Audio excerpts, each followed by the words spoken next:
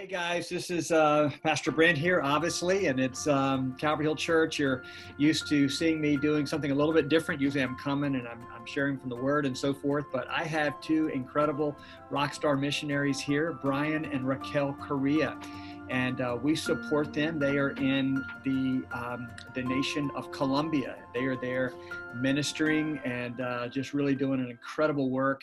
They have a lot of fans in this office, so whenever we think of awesome missionaries, they're some of the ones that we brag about. So church, you should be excited to get to meet two of your missionaries here today. They are incredible hard workers and just doing an incredible job right now. And so welcome, Brian and Raquel. And let's start out. You can tell me a little bit about yourself, a little bit about how you got there, and tell us a little bit about what's going on with COVID-19, because I think people are wondering, so what's it like being in Colombia with COVID-19? Yeah. Hi. Hey. Thanks for having us. Yeah. And first off, thank you for that wonderful introduction. Yeah, it was so you guys sweet. are also, we're not supposed to have favorites, but you're one of our favorite Yes, churches. definitely. You guys have been so awesome with us as well. So it's reciprocal. So thank you so much and all of that. So we are here in Colombia. We've been here since 2017. So we're just now finishing up our first term. Mm-hmm. And this has just been a crazy time for us to be finishing, because we were supposed to be coming back to New Jersey for our fundraising starting in mid-May, and we're still here in Colombia. We were able to get flights that are guaranteed to leave mid-June for us to get back. But yeah, all that's been happening. But a little bit, I guess, of how we got here to Colombia before we go into maybe some of the COVID things going on. You know, Raquel and I both felt called to mission since we were younger. I was 16 when she was 12 when she was called. Wow. And so it's been a long journey, you know, Yeah. and I guess that's the main point that we always try and make with missions is I think that some people with missions or even ministry have this expectation that it's kind of like a Google Maps, and it tells you, okay, this is where we start and this is how you get there. And these are like the 1, 2, 3. Yeah. And it ends up being, and for us too, has been more of like this scavenger hunt of like, you know, do what the Lord has called you to do now first. And then like the next piece comes in, and then the next piece comes in.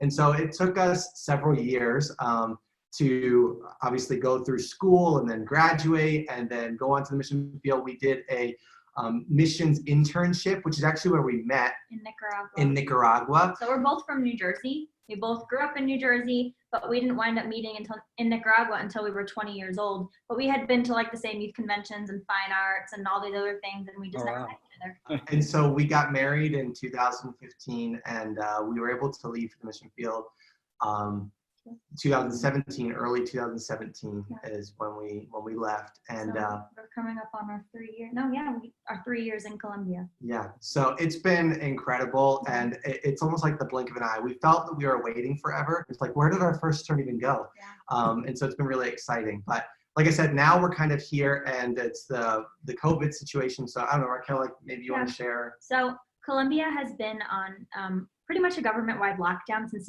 March 20th. So because of that, the president kind of let every city dictate how they wanted to allow people to go out of their houses.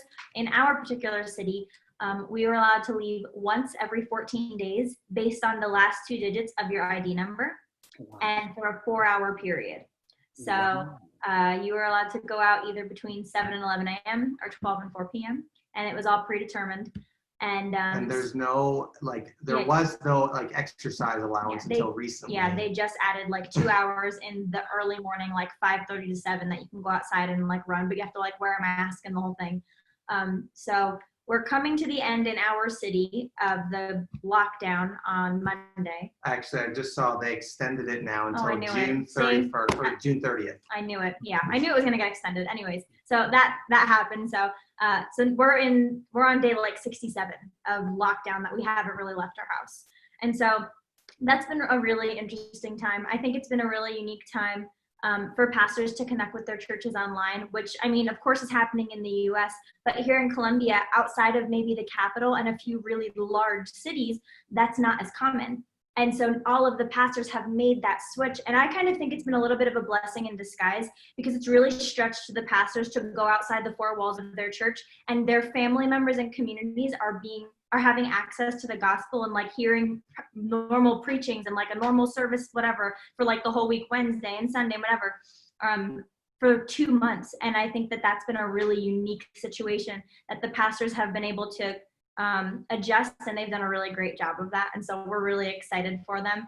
And yeah, I mean, so that's kind of what it's been like for the last almost 70 days. Yeah.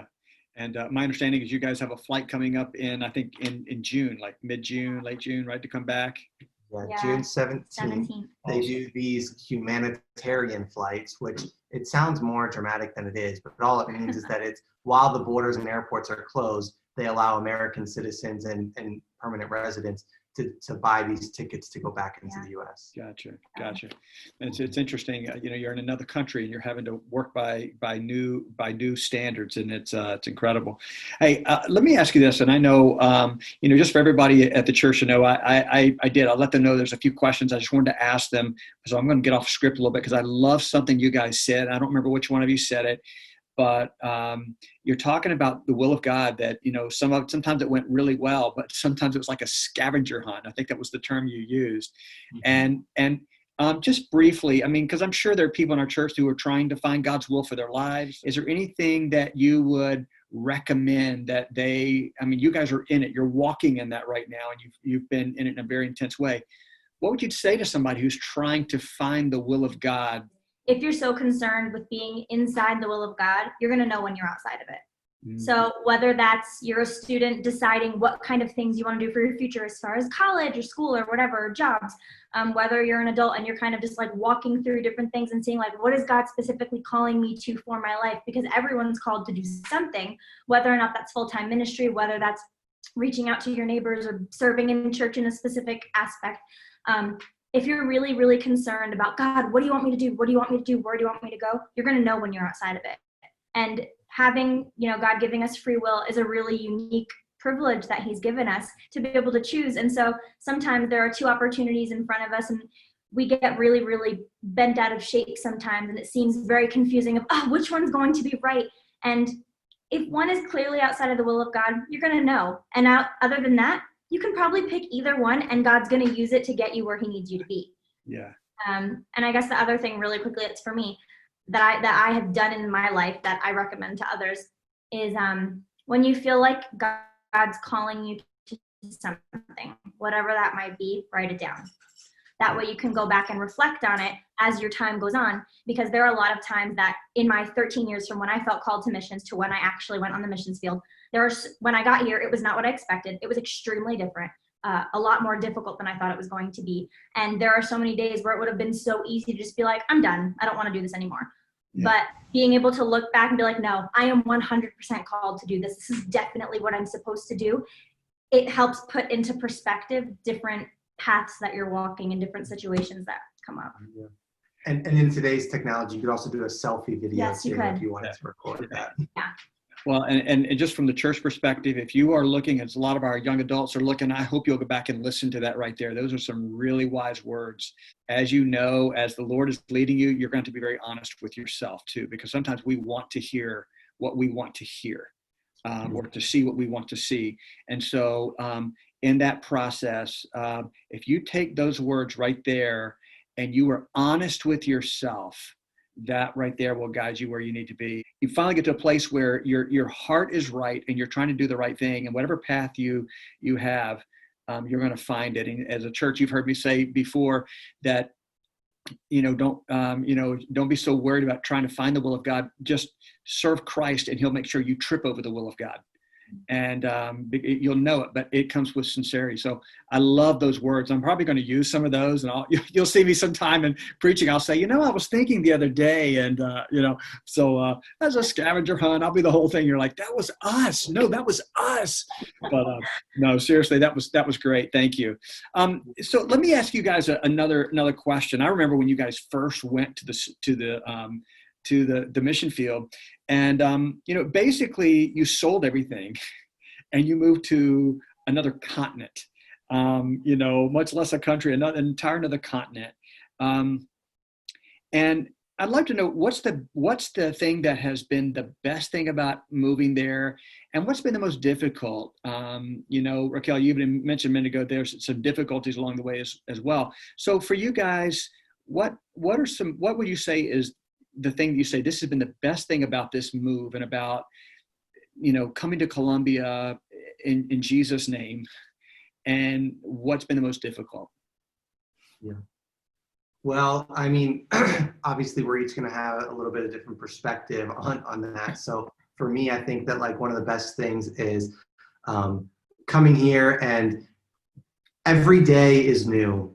Every day is something new that the Lord can do. It's not a typical 9-to-5 job, and we have the privilege of learning culture, getting to know people. I love people, right? And so my job is to love people, right? And like that's awesome, and get to know them, and get to see like what their lives are, get to learn about different foods, get to learn language. I love all of that stuff, and it is tied in with some culture shock things where some of that same stuff can also be difficult. But for me, the majority of that has been a blessing for me. I feel that I have stepped outside of my typical life, and I have my eyes have been open to see something else, to see another way of serving the Lord, to see another way of worship, and I love that. But I guess on the same end then of the difficulties being, we're from New Jersey, which is a really diverse state. And, my grandparents immigrated from Italy, and they arrived into New Jersey and started their life. And I've heard stories of how it was difficult, and different things that happened. But I have never really experienced being an immigrant, and it is difficult. I don't think that I think that some of us being so far removed from when our families maybe immigrated into the U.S., whether that was a few generations ago or your generation, but it is difficult because as much as my Colombian friends will accept me and take me in, the reality is they're my friends. But the rest of the population, when I walk around, the rest of the population, when I do my day-to-day activity, they're not going to view me as one of their own. And that's difficult to accept. It's difficult to invest so much of your heart into a place, but realize that at the end of the day, you're just not one of them. Yeah. And that's just kind of what it is. And it doesn't impede us from ministering, right? But at the end of the day, people are going to view you for what they're going to view you as. And that's a difficult thing to accept. And I hope we will look at every person that comes to this country as a church, in Christ's name, do everything we can to be accepting, just realizing that this is what they feel like. Sometimes, we can look at it a certain way, but that's great insight. Absolutely. Yeah. And I guess the best thing and the most difficult. So I kind of alluded to it a little bit, but the best thing for me was just finally being a missionary. I felt called to be a missionary when I was 12. My mom said no to me for 10 years and was like, you're not going to do it. You're not going to do it. You're not going to do it. I eventually did do it, obviously. But so finally, arriving, if you will, even though I can tell you now, we have not arrived. We've arrived, but we have not arrived. But being no, I'm finally here. I'm finally a missionary. This is what I've been working for my entire, most of my life. And so that was the best thing, and kind of just feeling that piece of no, this is definitely where I'm called. This is definitely what I'm supposed to be doing with my life. Yeah. And in that same kind of vein, it was simultaneously the most difficult thing because it wasn't what I thought it was going to be. Wow. And so I had in my head and in my heart all of these things that I thought being a missionary was going to be based on the experience that I had. But I mean, in reality, the experience that I had was from a missions internship where everything was set up, or on missions trips. And real life missions does not look like those at all. Right. Because you're starting with nothing and you need to form everything. Right. And so you are thinking in your head, maybe being a missionary it's me standing on a street corner and preaching, or going to school and doing programs. And when you first arrive, and the year and a half after that, it is not that.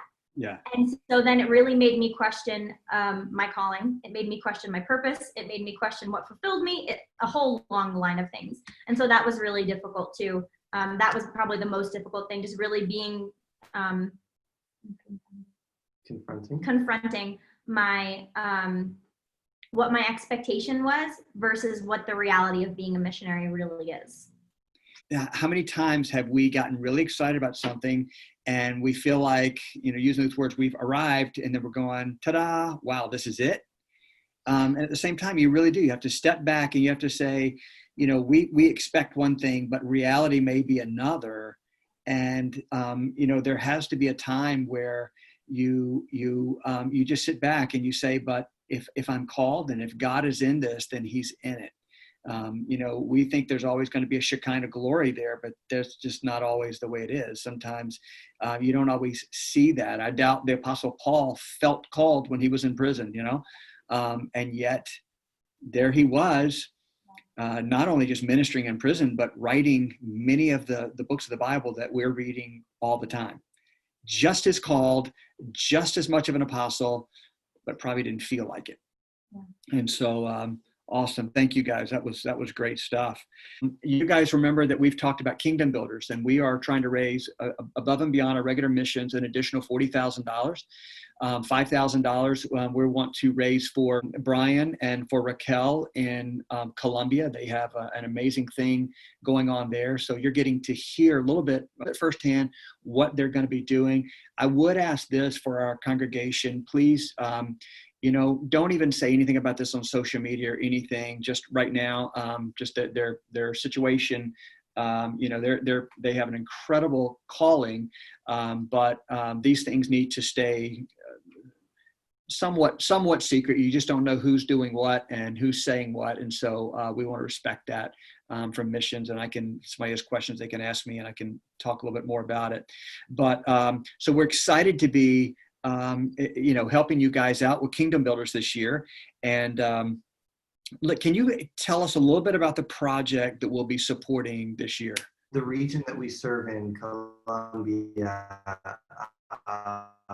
is one of the more difficult regions in Colombia to plant churches because, many of us may have our preconceived biases about Colombia based on what we've seen in TV shows, movies, or news in the 80s, 90s, maybe early 2000s. But much of Colombia has changed for various reasons, but there are still pockets that still live in violence. And what we mean by violence is that there's this kind of vicious cycle of coca production, which coca is the plant that's used to make cocaine. And that's mixed in there with different narco groups. And then also Colombia has had about 3 or 4 different Marxist rebel groups that operate within the jungle, and they have terrorized different parts of the country, and they kind of control certain areas of the country as well. And they fund themselves through this drug trade.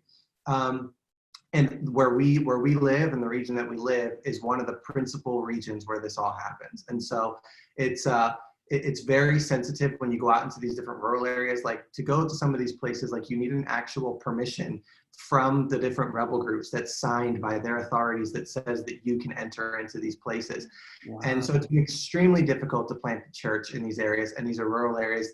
The farmers who work in these regions, they cultivate coca, but they're not like these criminals or anything like that. They cultivate it because the lack of infrastructure, lack of roads, lack of security means that, say they grow bananas, say they grow pineapples, they can grow them all day long, but there's no one to sell them to, and there's no way to get them to market. And so the narco groups will buy the coca right from them, and it's a high price, and so it's hard to compete. But as long as that goes on, this vicious cycle continues and continues, where there's armed groups who control things and all these different things. So one of the things that we've been praying about is, Lord, how do we plant the church in the midst of these difficult situations? Because we don't want to just plant the church and then just ignore the cry of the people, right? Which the cry of the people is that they are suffering, and there is almost no way for them to rise up out of poverty and into success given the current circumstances.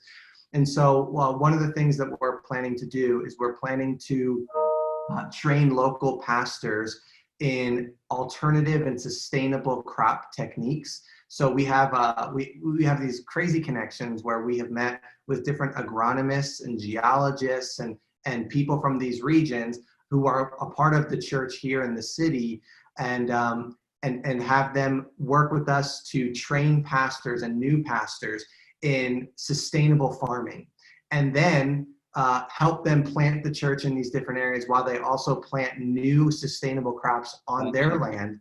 and then also be able to encourage other new church members in these different things. And so we're calling this project the Seeds Project, because it's about planting churches and planting new crops and planting hope and peace in these different regions. And so it's very delicate, and obviously, like so many things, are subject to change and move. But the heart of the project is to train pastors and how to plant churches, and then also have sustainable farms in these different areas that they can encourage people with.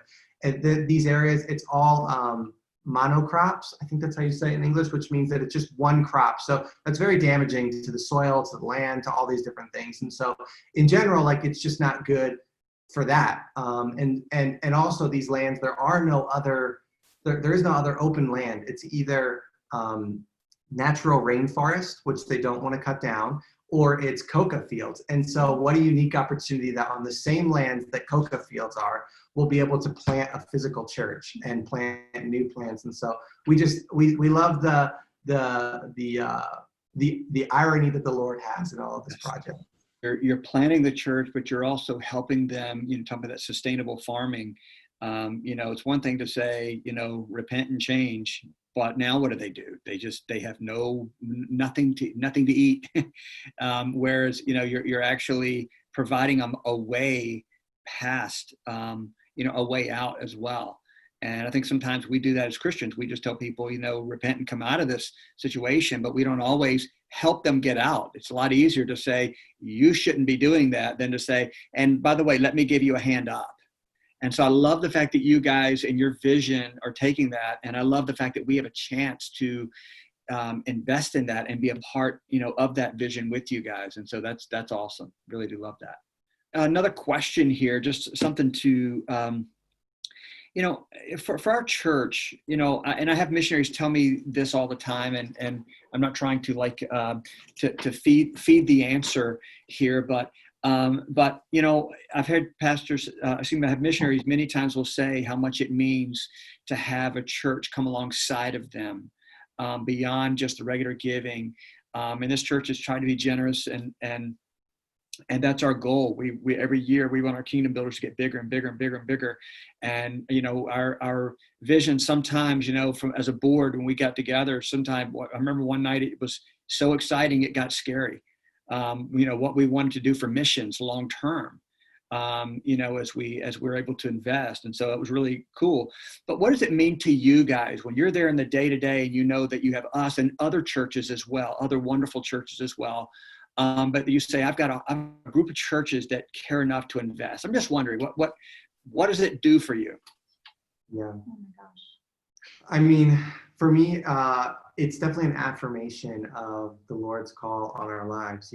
I think, like, in the same way that when you graduate from high school or college, your family members and your friends come and they celebrate with you at this ceremony, because they're acknowledging and they're affirming the work that you've put in, and they're saying, like, you have done this, and wonderful, we are behind you, and now in this next chapter of life, we want to send you off. And I guess in that same sentiment is kind of how we feel, in that this is something that the Lord has called us to since we were young. And because of that, just because we've been holding on to this for so long, it's a treasure for us. Our calling is a treasure for us. And so for other people to view it as a treasure is also really special, for somebody else to say, we see this, and we feel what you feel on whatever level that may be, but you're feeling something for the ministry that the Lord has called us to.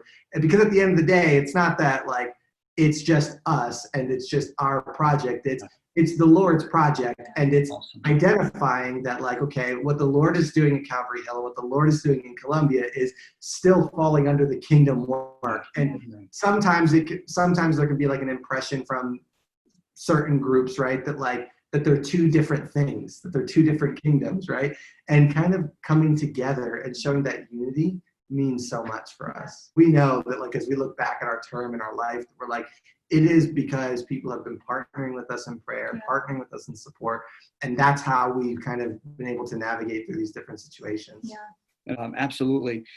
Let me throw in one more question here. I'm just wondering, just briefly, if you could give me maybe just one maybe just a story that you say, man, this was just one of those moments. It was just a real victory for us, man. It just fired us up. It happened about a year and a half, maybe 2 years ago, but it's still one of the stories that like jumps out at me. It's like, oh, but like, look what everybody being faithful and giving did. So we have a Speed the Light vehicle. Thank you, youth of Well, you guys are awesome.